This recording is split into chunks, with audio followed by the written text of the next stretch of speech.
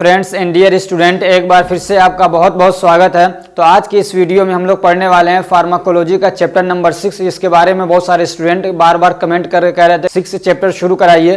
तो आज हम लोग क्या पढ़ेंगे, चैप्टर नंबर 6, और आज का हमारा टॉपिक है drugs acting on blood and blood forming organs.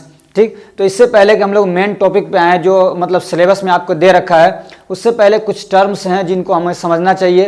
हो सकता है वहाँ से एग्जाम में एक आध नंबर का क्वेश्चन बन जाए। तो सबसे पहला जो टर्म है वो क्या है, हीमेटोलॉजिक सिस्टम। तो हीमेटोलॉजिक सिस्टम क्या होता है, तो वो सिस्टम यानी वो ऑर्गन्स जो क्या ब्लड बनाने में काम करते हैं, ब्लड के फॉर्मेशन में जो सिस्टम इन्वॉल्व होता है, यानी वो पूरा सिस्टम जो ब्लड बनाने का काम करता है, उसको हम लोग बोलते हैं हीमेटोलॉजिकल सिस्टम।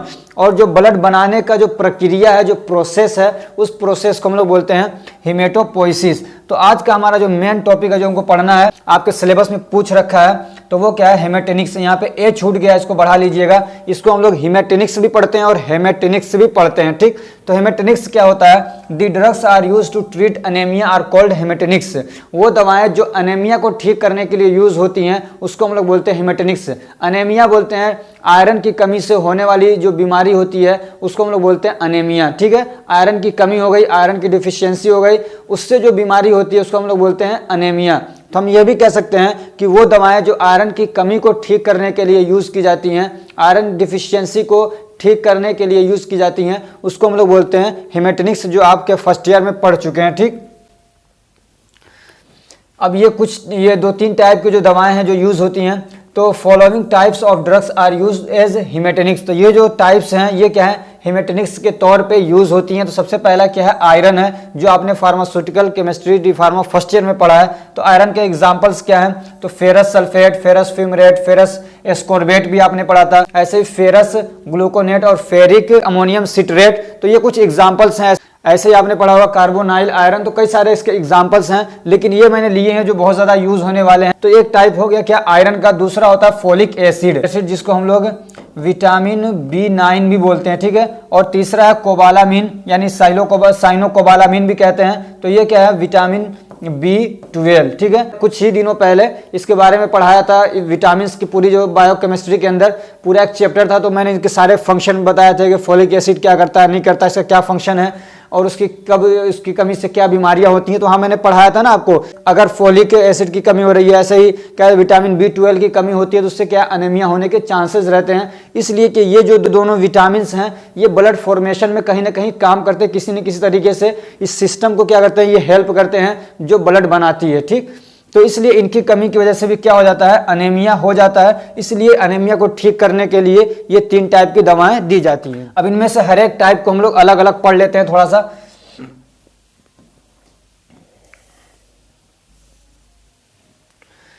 तो आयरन के एग्जांपल मैंने आपको बता दिया, ferrous sulphate, ferrous fumarate, ferrous ascorbate, ferric ammonium citrate, ऐसे ही फेरस ग्लूकोनेट।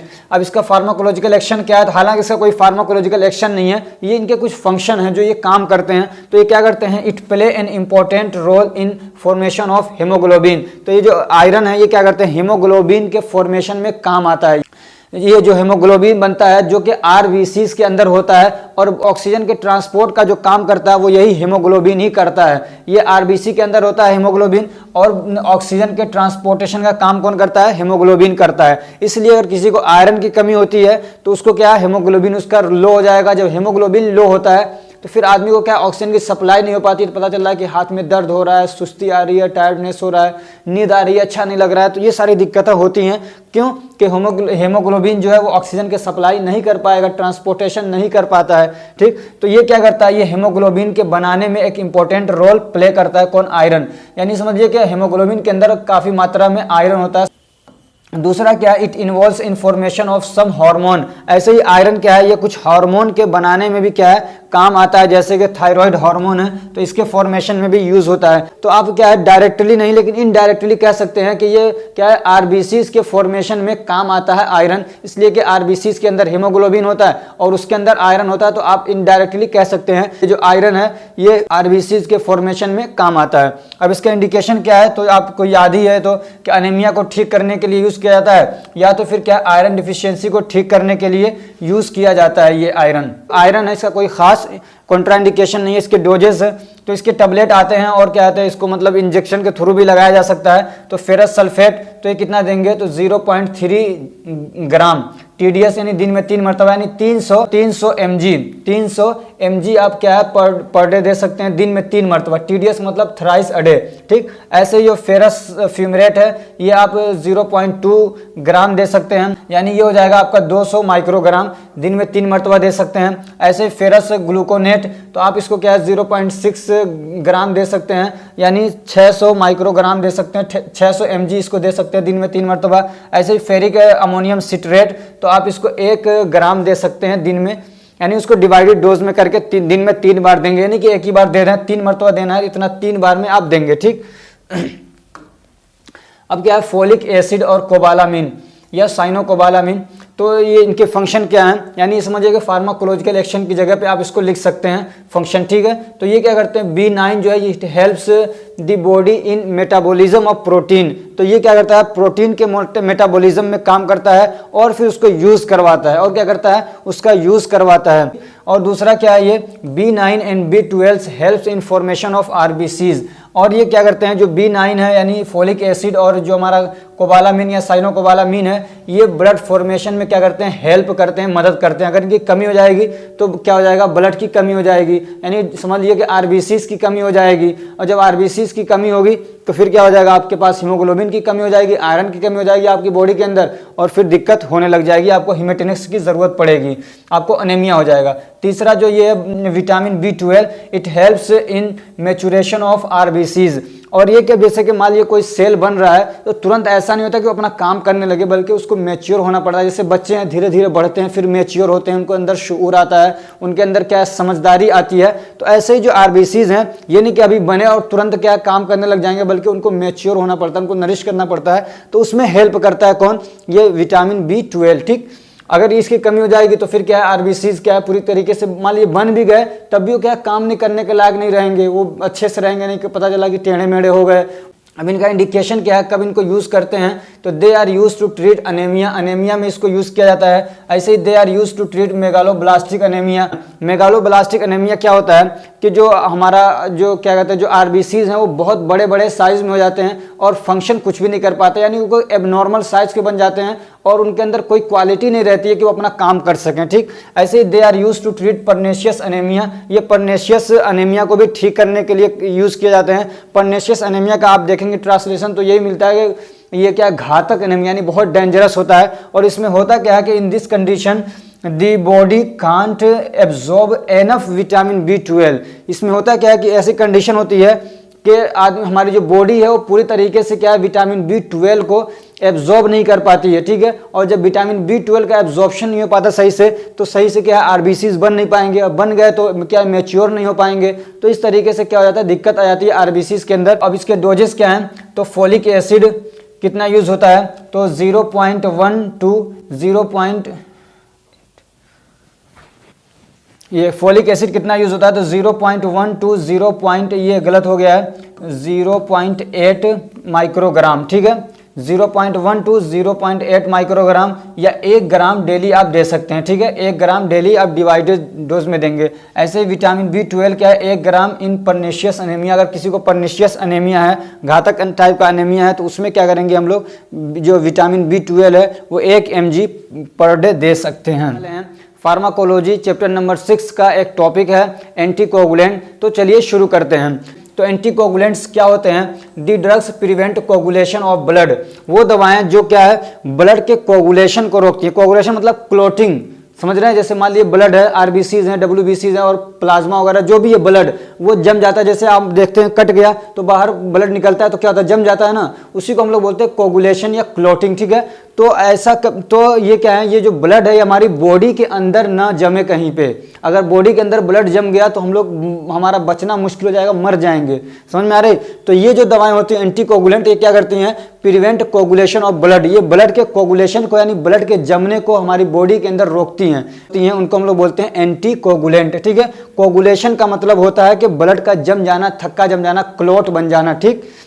अब इसकी क्लासिफिकेशन क्या है, तो ये 2 तरीके के आते हैं। एक होता है इंजेक्टेबल एंटीकोगुलेंट्स, तो उसके एग्जाम्पल्स क्या हैं? तो उसका एग्जाम्पल है हिपेरिन, एनक्रोड, ऐसे ही लेपिरुडीन। क्या है? लेपिरुडीन। और दूसरा क्या है? Oral anticoagulants. एक है इंजेक्टेबल और दूसरा क्या है? इंजेक्शन के थ्रू लगाए जाएंगे ये, और दूसरा ओरल एंटीकोगुलेंट। तो ये दो तरीके का है, एक है कोमरिन और दूसरा है इंडेंडियोन। तो इसका एग्जाम्पल क्या है? तो बिस हाइड्रोक्सी कोमरिन। क्या है? बिस हाइड्रोक्सी कोमरिन। और दूसरा है वारफरीन सोडियम। क्या है? वारफरीन सोडियम। ये याद रखिएगा, ये दो याद कर लीजिएगा बस, और ज़्यादा आपको याद करने की ज़रूरत नहीं है। ये दो एग्जांपल्स याद कर लीजिएगा। एक क्या है? ये इंजेक्टेबल है, यानी जो इंट्रावेनस लगाया जाएगा, और ये जो है ओरली खाया जाएगा, ये टेबलेट के फॉर्म में। तो ये क्या है? वारफरीन। और ये दोनों बहुत ज़्यादा फेमस दवाएं हैं जो सबसे ज़्यादा यूज़ होती हैं। ठीक है, अब इसके फार्माकोलॉजिकल एक्शन हम लोग पढ़ लेते हैं। तो हिपेरिन का पढ़ लेंगे और हम लोग वारफरीन का पढ़ेंगे। ठीक है, तो हिपेरिन क्या करता है? It prevent blood clotting in vivo and as well as in vitro. ये विट्रो है, ठीक है, इसको विट्रो कर लीजिएगा। तो ये क्या करता है? ब्लड क्लॉटिंग को रोकता है वीवो में। वीवो का मतलब इनसाइड दी बॉडी, हमारी बॉडी के अंदर। आपको मालूम होगा कि हमारी बॉडी के अंदर ब्लड क्यों नहीं जमता है? तो उसके अंदर हिपेरिन होता है जो लीवर बनाता है। ठीक है, लीवर क्या करता है? हिपेरिन बनाता है, तो वो ब्लड को क्लॉटिंग होने से रोकता है। अगर वो इसमें हिपेरिन की कमी हो जाए तो ब्लड सारा हमारी बॉडी के अंदर जम जाए और हम लोग मर जाएंगे। तो ये क्या करता है? ब्लड क्लॉटिंग को रोकता है। ऐसे आपने देखा होगा कि ब्लड आपका लिया जाता है क्या सैंपल के लिए, तो उसके अंदर हिपेरिन डाला जाता है ताकि वो क्लॉट ना हो जाए। समझ में आ रही बात? चेकअप के लिए ब्लड लेते हैं तो उसके अंदर हिपेरिन डाल के रखते हैं उस बॉटल के अंदर ही, ताकि ब्लड जो है उसको देखें, हिलाते हैं तो क्या करते हैं? हिपेरिन को मिलाते हैं ताकि ब्लड की क्लॉटिंग ना हो।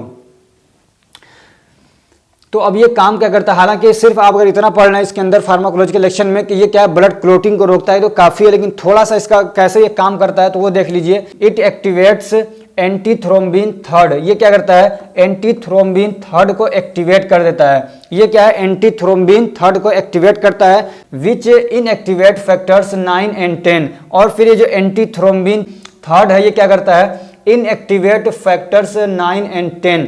और ये क्या है? फैक्टर 9 और 10 को क्या करता है? इनएक्टिवेट कर देता है।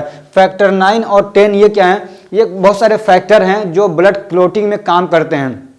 बहुत सारे फैक्टर हैं जो ब्लड क्लॉटिंग करवाते हैं, बहुत सारे समझिए मीडिएटर्स हैं, बहुत सारी चीज़ें हैं जो ब्लड क्लॉटिंग में हिस्सा लेती हैं। तो ऐसे ही एक फैक्टर है 9 और 10। तो ये जो क्या है? एंटीथ्रोम्बिन थर्ड है, ये इन दोनों को इनएक्टिवेट कर देता है। और जब ये इनएक्टिवेट हो जाएंगे, इनएक्टिव हो जाएंगे, तो फिर ब्लड क्लॉटिंग नहीं होगी। ठीक है, in this way coagulation is prevent. तो इस तरीके से कोगुलेशन को क्या किया जाता है? प्रिवेंट किया जाता है। अब इसका बहुत लंबा चौड़ा थ्योरी है, उसमें जाने की आपको जरूरत नहीं है। ठीक है,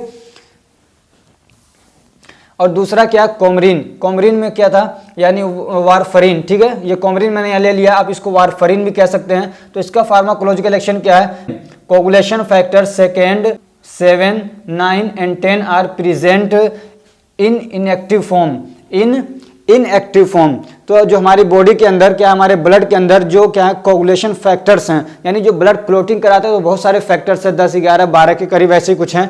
ठीक है, तो उसमें जो फैक्टर 2 है और जो 7 है और जो 9 है और 10 है, वो क्या होते हैं? हमारी बॉडी के अंदर इनएक्टिव फॉर्म के अंदर रहते हैं। किसमें? इनएक्टिव फॉर्म के अंदर रहते हैं अनटिल दे आर कार्बोक्सिलेटेड। जब तक कि उनको कार्बोक्सिलेटेड ना कर दिया जाए। कार्बोक्सिलिक एसिड होता है, जब वो उसके साथ मिलता है तब जाके वो एक्टिव होते हैं। ठीक है, और ये एक्टिव करने का, इनको एक्टिवेट करने का काम कौन करता है? विटामिन के।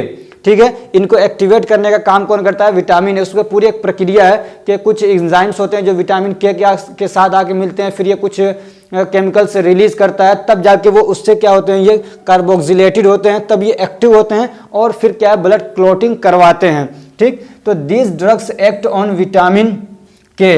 तो ये जो कोमरिन ड्रग है, यानी जो वारफरीन है, वो विटामिन के ऊपर काम करते हैं and prevent the synthesis of chemicals, और उस केमिकल को बनने से रोक देते हैं। ठीक है, जब विटामिन के ऊपर ये काम करते हैं तो जो विटामिन के कुछ ऐसे केमिकल्स बनाता है, सिंथेसिस करता है, जो क्या है? इनको एक्टिव कर देता है। तो उसी केमिकल को ये लोग क्या करते हैं? रोक देते हैं। दैट कार्बोक्सिलेट दिस फैक्टर्स, जो इन फैक्टर्स को क्या करता था? कार्बोक्सिलेट करता था। तो इस तरीके से जब इसको ये रोक देंगे तो फिर क्या होगा? कोगुलेशन का फंक्शन नहीं हो पाता है। तो इस तरीके से क्या है? ये जो वारफरीन है वो काम करता है, और ये जो है ये इंजेक्शन के थ्रू लिया जाता है, और ये ओरली दवा खाई जाती है जो कोमरिन वाली है। क्या है? कब इनको यूज करते हैं?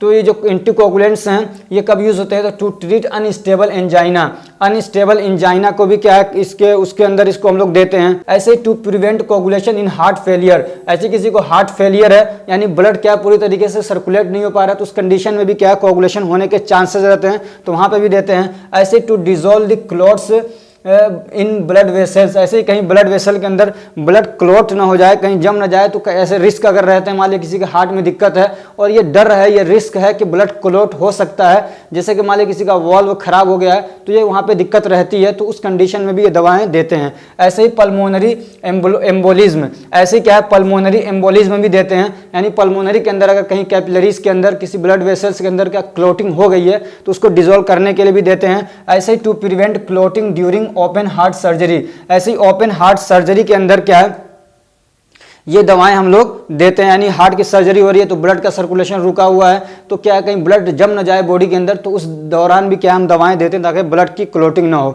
कॉन्ट्राइंडिकेशन क्या है, कब ये दवाओं को नहीं देंगे, तो these are contraindicated in recent trauma, और ये जो दवाएं हैं ना किसी हद तक ये ब्लड को थोड़ा पतला भी कर देती हैं, ठीक है। और इन ये जो दवाएं अगर कोई ले रहा है तो अब क्या मान लीजिए अगर कहीं पे कट लग गया हो तो जल्दी से वो ब्लड की क्लॉटिंग नहीं होगी, समझ में आ रही बात, जल्दी से ब्लड की क्लॉटिंग नहीं होगी, जल्दी से रुकेगा नहीं ब्लड, ठीक है।